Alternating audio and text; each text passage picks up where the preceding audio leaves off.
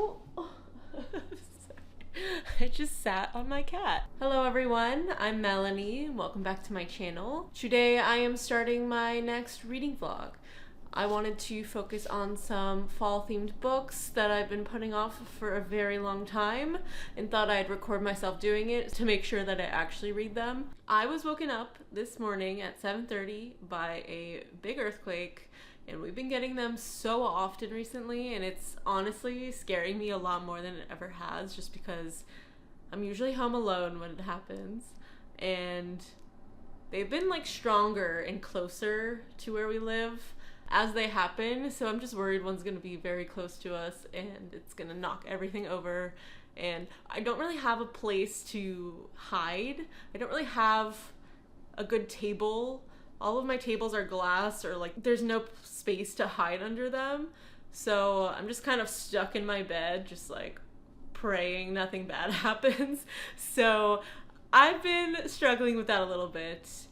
It's now 8:30. There was no way I was gonna go to sleep after that, so I'm filming. And with that, let's get into what I'm gonna read in this reading vlog. So my picks for this reading vlog are The Secret History by Donna Tartt, and then Ninth House by Leigh Bardugo. Two books that I meant to read last fall and didn't happen, and two very popular and big books, so I hope it'll make for an interesting vlog. I'm a little skeptical about The Secret History because I know it's dense and the chapters are long, so I want to stay positive and hope that I will love it as much as a lot of people do, but I also know it's not everyone's favorite.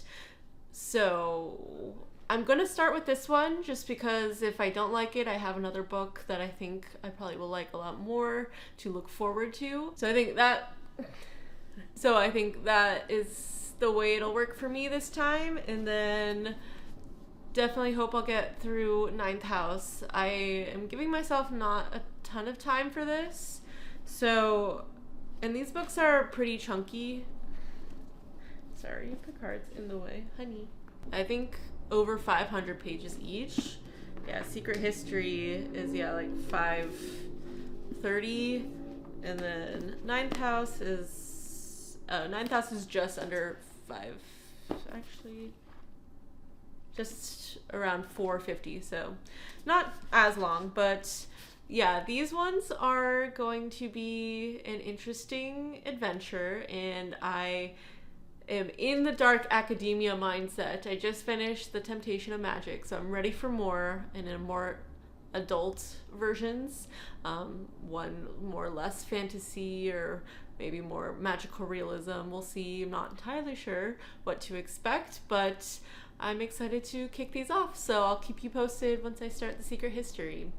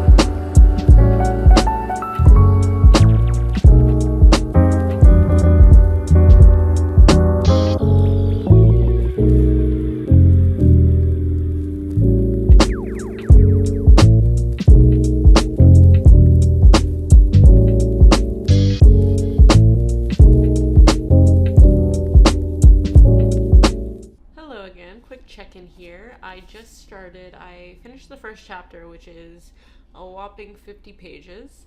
So yeah, these chapters are around 50 pages each, so it's gonna take me a while to get through, but at least that'll force me to read it a bit faster, hopefully. But very pretentious book so far. I think that's a theme that I kind of knew of going into, so not super surprising there, but it's a little more pretentiously written than I thought. It feels like she's kind of showing off a little bit of her knowledge of like Greek and Latin and Roman history and philosophy, so that part's interesting. I'll tell you a little synopsis about the book up to now. We're following Richard, who is a student at Hampton College in Vermont. He was originally a student at a college previous studying ancient Greek, but wanted a change of scenery and kind of new lifestyle, so he moved to Vermont to join this prestigious college where he wants to study English literature, but also wants to take Greek. But he runs into an issue when his advisor tells him he can't study Greek there because the Greek professor is very selective with his students and runs things a bit unnaturally in terms of how the college is run, and is able to basically do whatever he wants.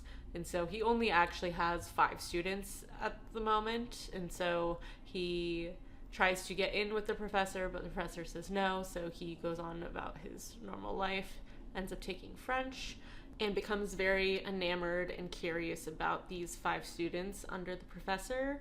So he not really follows them around, but sees them around, takes note of who they are, what they're like, asks people around a little bit, and then eventually he runs into them in the library and interacts with them, and then things happen, and he ends up finally admitted into the professor's group, which is very culty because he's not allowed to have any other teachers other than his French class.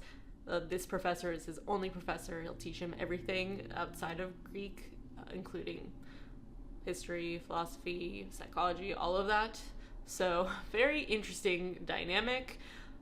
A lot of just discussion initially at this first class meeting. We hear a lot about what they're talking about, and that's where it gets a little pretentious. And I was kind of tuning in and out because there's just a lot of philosophy, which I hated my philosophy classes in college, so not really my alley. There were some interesting things that were said, but I don't need a whole 10 pages on it, so hopefully that's not a common theme in this book, though it might be, but I assume it'll pick up at some point into the drama that's going on, but that's where we're at now, so we'll see. Her writing's obviously very good, but it is dense like I thought it would be, and pretentious once again, so there's that. I will check in with you soon.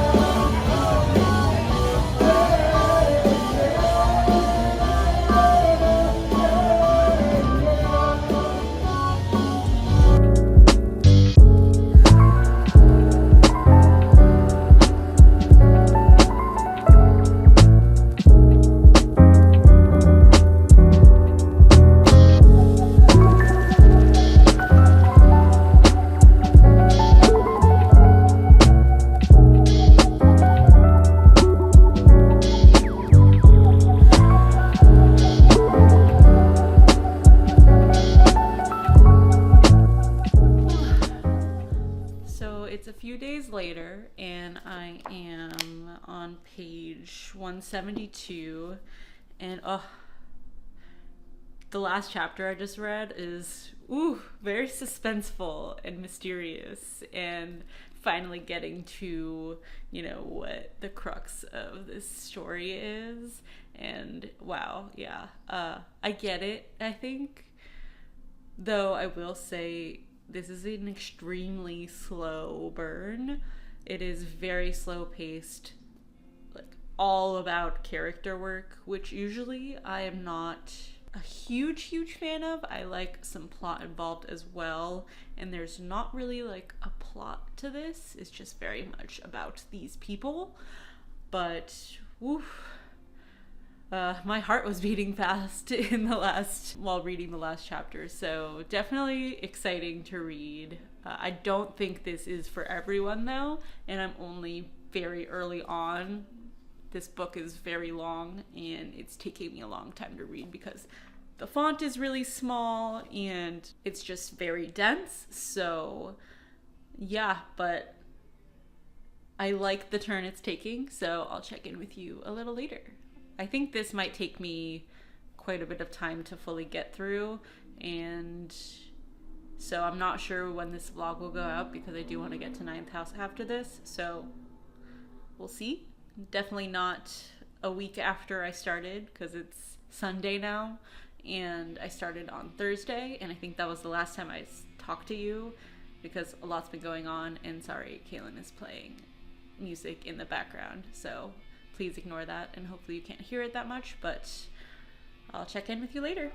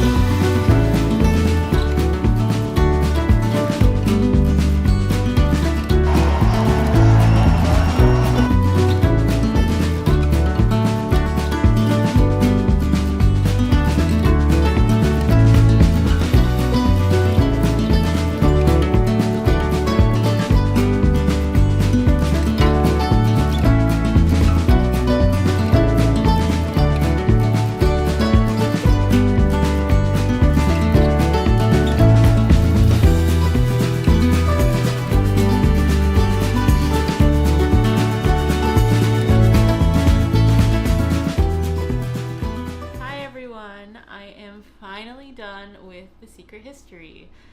I think the last time I talked to you was on Sunday, and now it's Saturday, so it's been literally a week.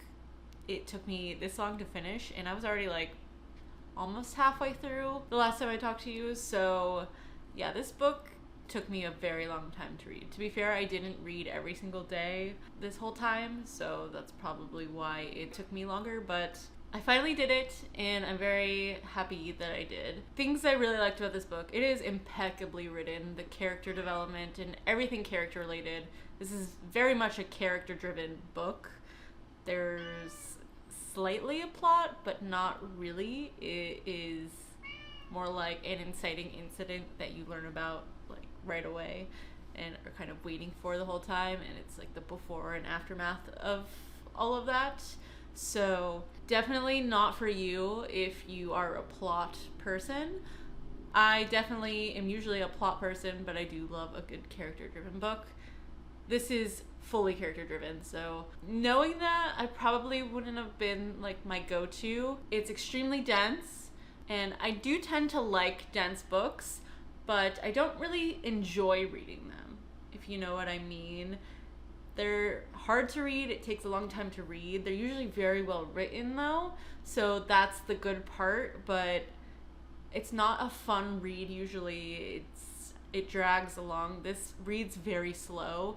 The font is very small, the pages are very long, the chapters are long. It just takes a while to get through. It took Kaylin a really long time to read this book as well, so maybe not the best book for a reading vlog because there's still Ninth House I need to get to, and it's already been almost 2 weeks since I started this book. So I have no idea when this vlog will come out, but it will eventually. I really did like the ending of this book. I thought it made sense. I thought the characters were so interesting and intricate and well done. And there was definitely a lot of mystery and suspense at certain moments, which I enjoyed. And of course, the atmosphere is very dark academia. Everything you can expect in a college setting in Vermont on the East Coast in fall. This whole thing really takes place in one school year, so for how long this book is, there's a lot that goes on and a lot you learn, obviously, so keep that in mind. It's not a big sweeping story, but there's a lot of interesting things, and these people are pretty insane, and it's interesting to learn more about them as you go. So that's the fun part about this book. The not so fun part, like I said, very slow, very dense, very long, drawn out conversations, very long descriptions of setting and everything. So keep that in mind if you are interested in picking up this book. And there are so many sounds in the background. I am so sorry, but I am by my window, which is pretty big and catches any sound that is outside. I am going to talk about a few spoilers for this, so please skip to the next section if you do not want to hear anything. but I want to dig in for the people that have read this book or don't care about spoilers, because there were some really great parts about this that I can only talk about if I mention what happens. So that being said, spoiler time is now. I will mark it and skip the section, please, if you don't want to hear anything. So the part that I thought was incredibly well done is how Richard starts out with these group of people thinking they're amazing, interesting, idolizing them basically, especially Henry. And then in the second half of the book, after Bunny's death, he slowly learns more and more about these people and who they truly are, and starts to realize how fucked up and insane they are.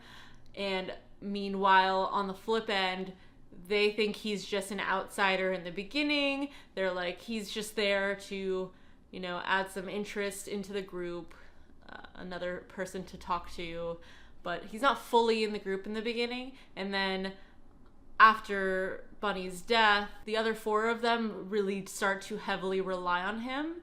And so as he's learning more, they're begging him to not hate them. And it's just such an interesting dynamic, and the way it's written, where he slowly is learning the information that is probably the most fucked up part of the book.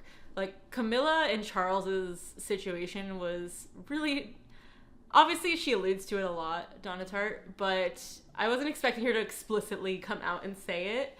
So that one was pretty shocking, I would say. But even Francis's involvement, and then ultimately Henry and how messed up in the head he is, obviously. And to me, I have a theory that that is partially from his accident when he was younger. It changed his brain chemistry to more of a socio-psychopathic side, where he doesn't feel as much emotion towards people, and clearly killing that first person like unlocked some interesting hidden part of his brain that clicked for him. So I think that was an interesting choice. And then I also firmly believe that Henry ended up drugging Charles, which is why Charles ended up in the hospital. I think he gave him the poisonous mushrooms, because that kind of explains why the doctors couldn't figure out what was going on and how he was so sick. So, and how Francis and Henry, when Richard was telling them how sick he was, seemed very unconcerned.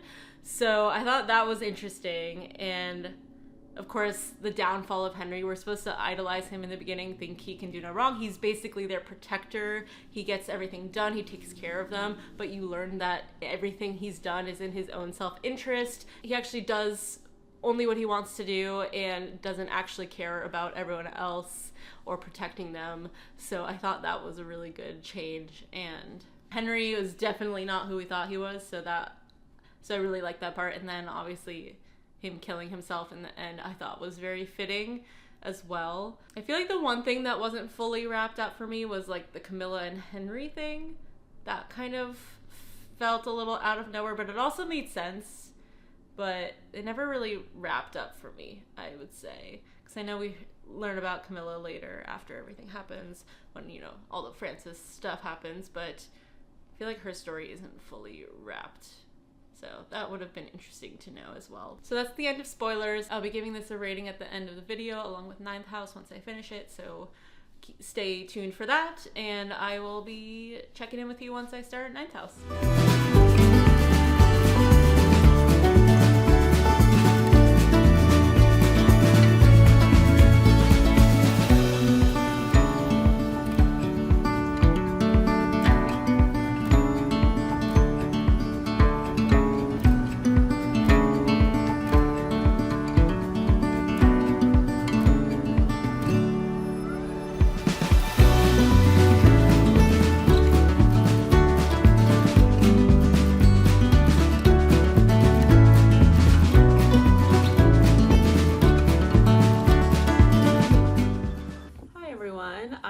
With a quick update on Ninth House. I am around 115 pages in, so I wanted to give a quick check-in. First, I will give you the little synopsis of the backstory behind this book, and that is we follow Alex Stern, who has the ability to see ghosts, and she is scouted by the dean of Yale in order to join this secret, not society, but group that oversees all the secret societies at Yale. So there's around 8 secret societies that deal with the occult at Yale, and she joins Leth, which is the managing system. They make sure everyone's doing what they should be doing and, making sure they're not doing anything too awful, because they are doing pretty crazy things in the secret societies. So she is brought to Yale in order to study there, as well as become the Dante, which is what they call the new person that will be taking over from the Virgil, who is a senior and leaves. So she is brought in and originally supposed to be trained by this Virgil named Darlington, and he, I guess, disappears somehow. We don't know, but we do get his perspective from the beginning of the year and her perspective after an incident around winter time of the school year. So it is written in third person, so it's not like direct eye first person POVs, but you do get kind of 2 timelines in the story. And at the moment, we are still in a lot of world building and setup, and we're over 100 pages in, and there's not really a plot yet, so I don't really know where this is going. There's mystery and there's stuff that's happening, but it's not really moving anywhere yet, so that was a little surprising to me. And this book isn't too long, it's like 450 pages, so I'm almost halfway through. I'm really ready for this to start picking up, because if it doesn't, I don't know where it will go, really. Because it doesn't seem like it's supposed to be just an atmospheric, vibey read, though I do love the atmosphere and the concept of what's going on. I think the secret societies are written very interesting and the story is interesting, but yeah, we'll see where this goes, because I don't know. I don't really know how I feel yet, but I'll keep you posted.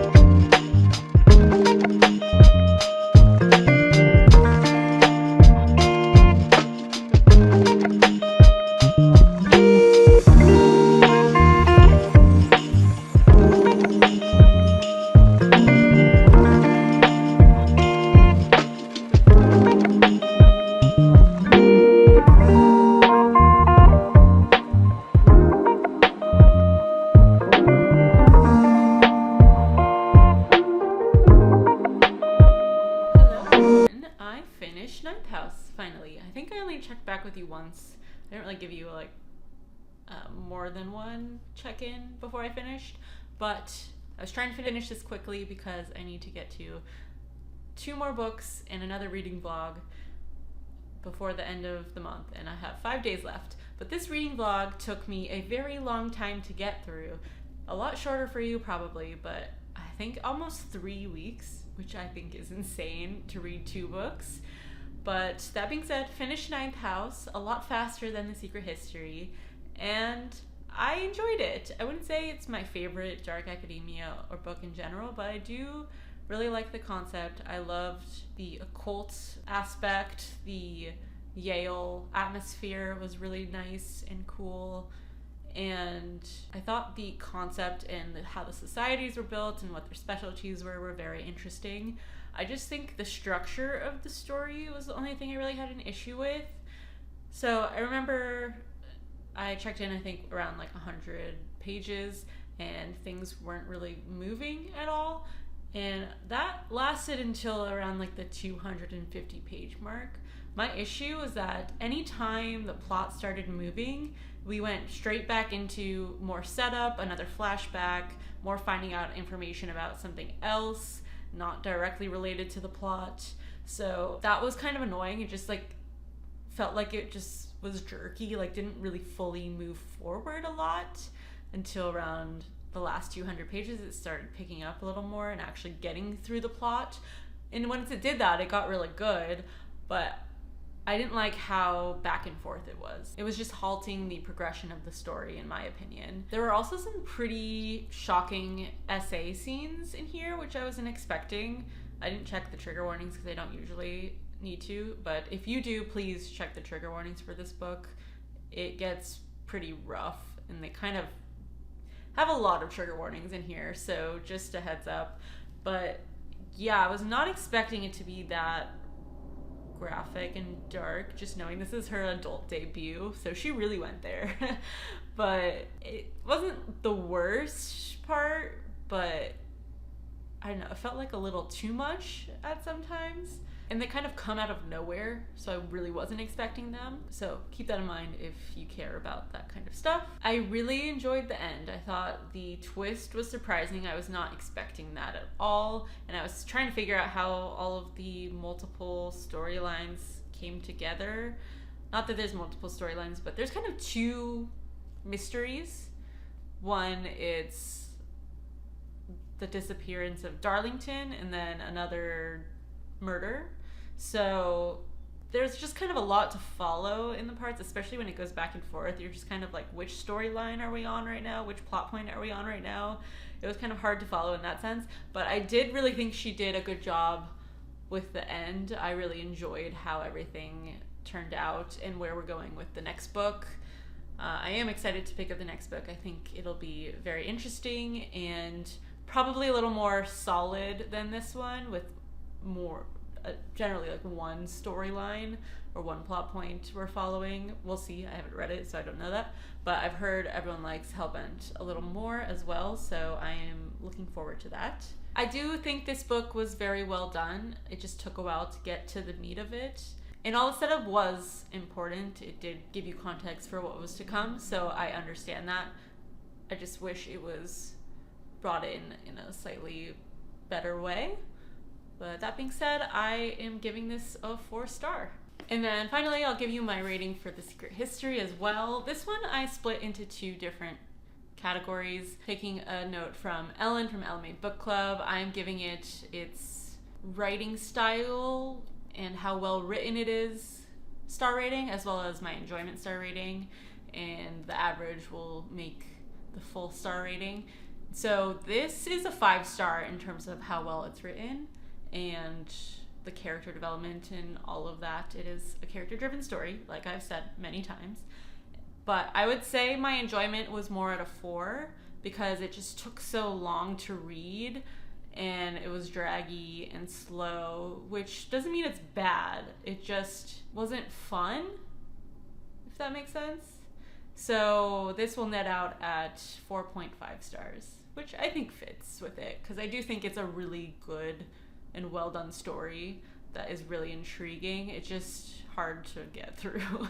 So overall, I'm very happy that I finally got to these 2. These have been on my list for a very long time, and I finally get to check them off. And I love diving into Dark Academia, so I am ready to read some more. But our next vlog is not focused on Dark Academia, so stay tuned for what that will be, as I am starting it right now. So I hope you have a good day, and thank you for watching. Bye!